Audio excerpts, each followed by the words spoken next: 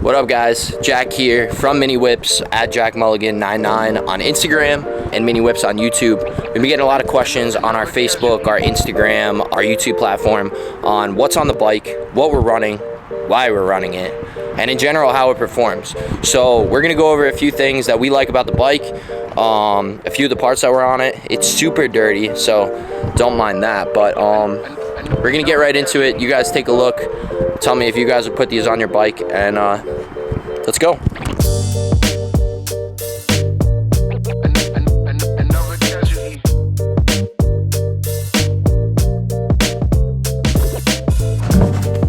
Alright, so starting with the front end of the bike.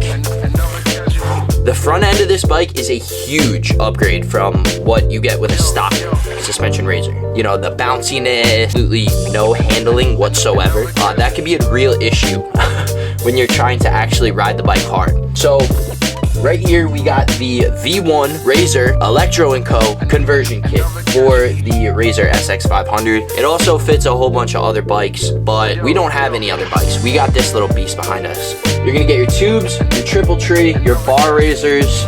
Electro & Co even gives you a pair of bars. So if you don't have a set of pro tapers and you need a set of bars, they'll give them to you.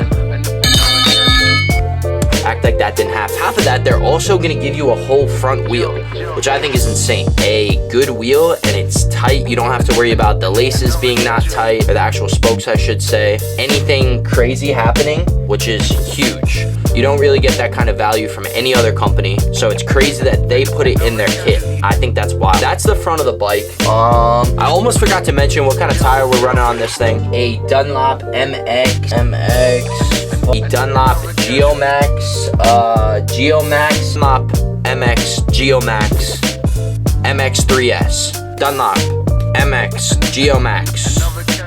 That's the tire. It's an absolute beast. This thing slays. I've had it for like 3 months now, and I road ride all the time. I took it down to North Carolina with me. We pretty much ride the bike every day, so we're always on it.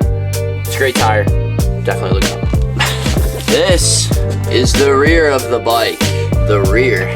Alright, so around the rear of the bike we have, I forget the name of this shock. On the back of the bike we are running the D&M RCP Burner 2S. It's a really good shock. It's got tons of adjustability. You can adjust the actual ride height from it, do rebound adjustment, and you can do soft and stiffening adjustments on it, which is really cool. If you're in the woods and you want to stiffen up the back end of the bike, you want to adjust the shock or something real quick, you can just flip it around a little bit and you have all your adjustments real quick, real easy. It's a great shock. I haven't had to do really anything to it. Yeah, it's cool. It's a great shock. Nothing really complicated about this specific one, but yeah, D&M rear shock. Alright, so obviously the fun doesn't just stop at the rear sprocket. We have a lot of cool things going on in the rear end of the bike. Starting off the rear wheel. This is actually the stock Razor rear wheel. Funny enough, a lot of people told me to change it. A lot of people don't really have anything to say, but there are people that give me shit like, oh, you should be on a Mototech wheel, or you should be on this, or you should be on that. I don't care.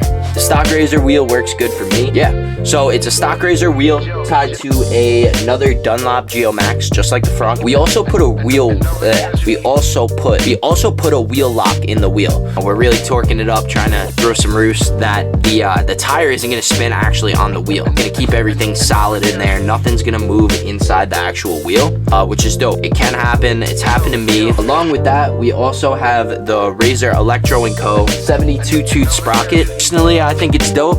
I've only had to change it once. It was just from my own neglect, not really greasing the chain, not really doing anything. Also rocking a 11 tooth front driver. This is gonna give a lot of torque, a lot of good power in the trails with not a lot of top speed. It's not gonna be crazy fast, but the torque is gonna be wild. Makes wheelies super easy, super fun. Just the overall torque of the bike is insane. On top of that, we also extended the swing arm. So instead of getting a kit or anything, I kind of wanted to keep it true and actually have it really welded. We actually sent it to a friend of ours right down the road who runs a welding shop, Straub's Welding. Had them weld over this swing arm, which is pretty cool. It's a 2-inch swing arm, 2-inch extended swing arm, I should say. So it's nothing crazy big. It's just enough to give it kind of that even look in the back, which is pretty cool. I don't know. I just kind of like the overall extension. I didn't want to go like too crazy with it, but I also wanted to keep like that kind of, I don't know, that real pit bike look. That's really it. I wanted to make it kind of replicate like a mini 450, if that makes sense. So yeah, that's the back. The extended swing arm with the Ultimate Razor sprocket, the actual Razor rear wheel with the Geomax Dunlop on it, and the TFA chain. All right, so now we got the actual powertrain of the bike.